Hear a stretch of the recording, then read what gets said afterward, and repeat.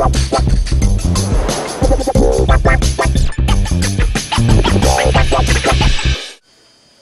guys, John Rettinger here with a review for you of iMovie 09, one of the key applications in the new iLife suite.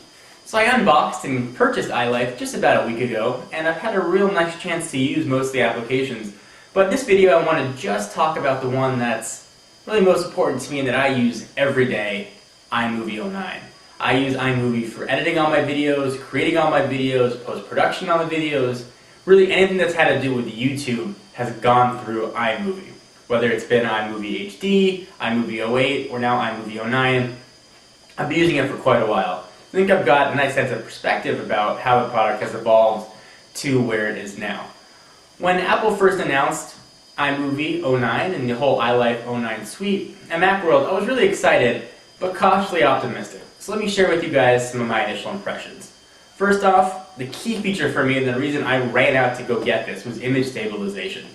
If you guys are not using a tripod or doing a lot of handheld action, or your grandma is recording your video and she got the shakes, image stabilization is really going to be for you. And I gotta say, it works as advertised. The only caveat that I have with it is that it takes a ridiculously long time to render. To stabilize a 5-minute clip could take you a good 25 minutes to a half hour, so be prepared for that.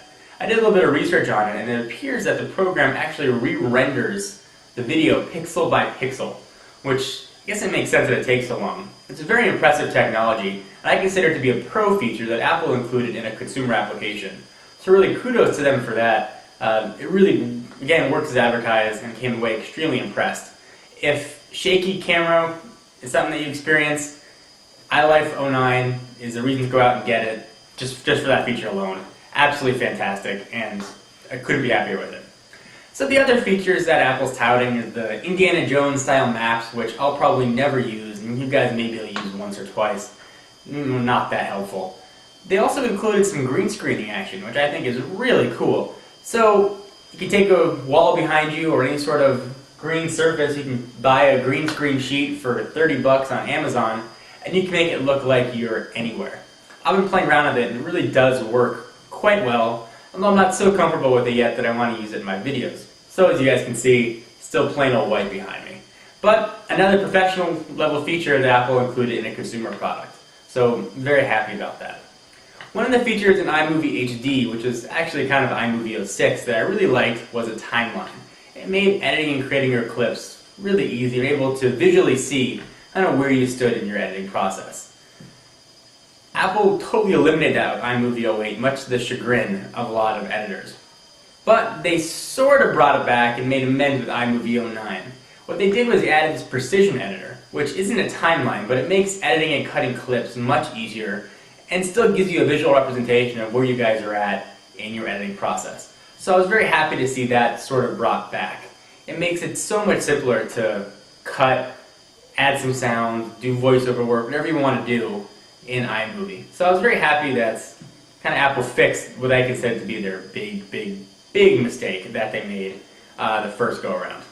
So that's something to keep in mind. One of the features that I really like, in addition to image stabilization with iMovie 09, is rendering times. When I used to use iMovie 08 to import videos, it'd import quickly, but then it would have to create thumbnails. And it would take forever to create the thumbnails. A 5-minute clip, it could take sometimes 10 minutes to create the thumbnails. Apple has half that. So now, 5-minute clip, 5 minutes. It's almost an exact correlation for how long your video is.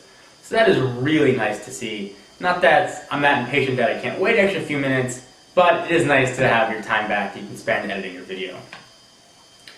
So guys, overall, if I had to rate iMovie 09 on a 10 scale, I would definitely give it a solid 8. If I had to compare it with iMovie 08, it would be a 10 off the charts. iMovie 08, I think, was just not the best product. But that being said, if you're happy with your current iLife suite, if you're happy with HD or you're happy with 08, I don't see a compelling reason to go out and run and get iMovie 09 and the whole iLife suite. If image stabilization is important to you, if you want to fool around with green screens, or if the rendering times are tedious to you, those are the few reasons I would say go out and upgrade just for iLife. Just for iMovie rather. There's a lot of other applications in the iLife suite, namely iWeb, GarageBand, and iPhoto, and I'll talk about all those individually, but this one was just about iLife. So guys, one of the questions I've been getting quite a bit with my whole new setup that I got here is if the back of my iMac is blue. It's not blue, straight black, it's just with the sun coming in, I guess it gives a little bit of a blue tint. And thank you to everybody who sent suggestions for the wall behind me here. Toying around with a lot of different ideas, a lot of different pictures, so you may see things cycling in and out. So give me your impressions, or whether or not you guys just like the straight up white. You know, it's up to you. So, it's up to you what you like actually, since these videos are just for you. For exclusive content, be sure to follow me on Twitter at twitter.com/John4Lakers. Got a lot of really exciting stuff coming up, some giveaways, a lot of new unboxings. So for kind of first sight at all that, definitely check out Twitter. Alright guys, I will see you in the next video. Bye-bye.